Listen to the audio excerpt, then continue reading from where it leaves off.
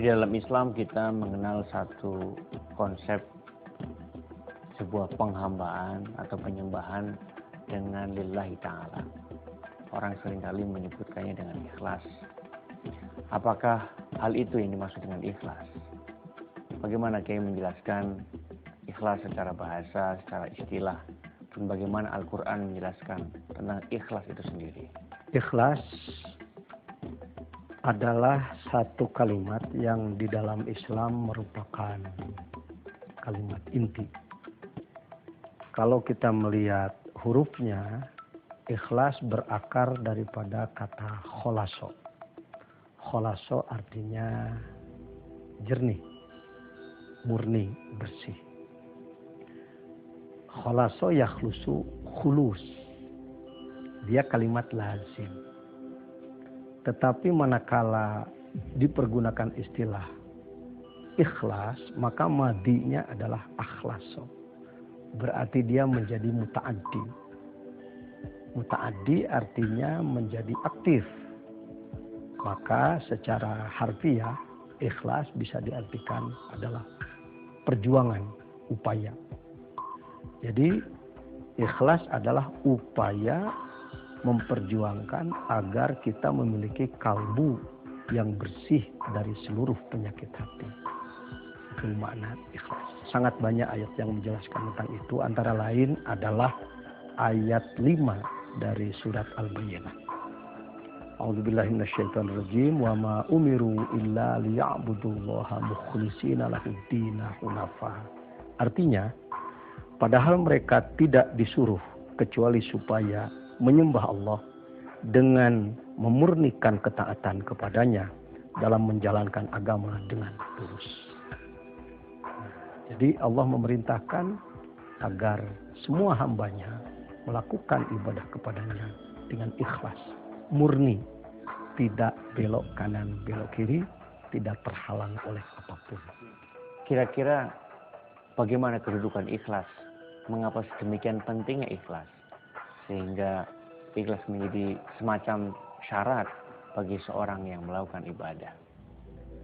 Allah Subhanahu wa Ta'ala menciptakan makhluk semuanya, khususnya manusia, adalah untuk beribadah kepadanya. Untuk beribadah kepadanya. Bukan sekedar melaksanakan, apalagi tidak melaksanakan, tetapi melaksanakan dengan tembus kepada Allah. Karena yang memesannya Allah, maka kita pun melaksanakannya harus tembus kepada Dia. Dan ibadah bukan sekedar sebatas pelaksanaan sekarang. Ada perhitungannya di alam akhirat nanti. Kenapa harus ikhlas? Karena harus sampai kepada Allah, harus tercatat dan harus dibuka nanti, diterima pahala ibadahnya. Karena itu ibadah yang terganggu keikhlasannya tidak akan sampai kepada Allah. Dan ikhlas bukan sebatas kata pelengkap.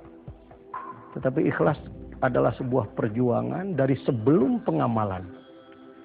Kenapa masih ada orang yang tidak mengamalkan perintah Allah? Karena malas. Membuang malas itulah ikhlas. Sudah termasuk pada kategori ikhlas. Memperjuangkan agar malasnya hilang. Ketika pelaksanaan umpama sholat. Di saat sholat, hati bisa kemana-mana. Kalbu bisa kemana-mana. Ikhlas, perjuangkan. Agar fokus pelaksanaannya kepada Allah. Munajat kepada Allah. Setelah itu, setelah mengamalkan pun banyak gangguan. Seperti ingin dipuji, ingin disanjung dan lain sebagainya. Dari satu sisi manusiawi sifat ingin itu. Amal memang harus terpuji. Tapi jangan mencari puji. Ketika ada yang memuji, serahkan pada yang punya puji. Nah, lalu ikhlas setelah pelaksanaan.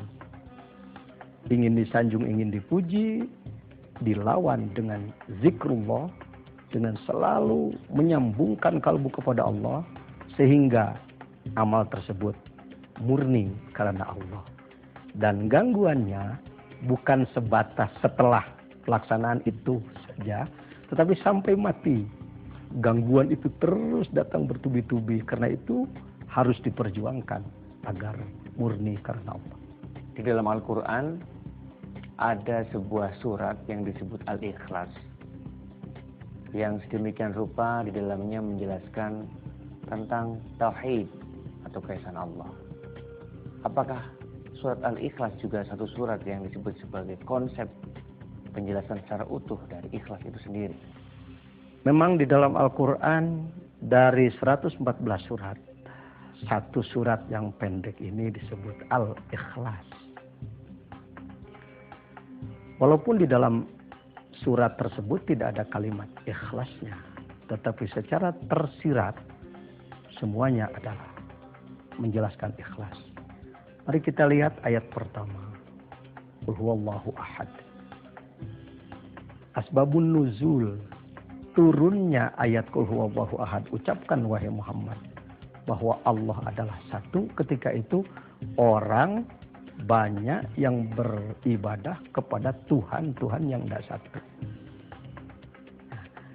Ikhlaskan artinya bersihkan, buang semua selain Allah dan beribadah hanya kepada Allah.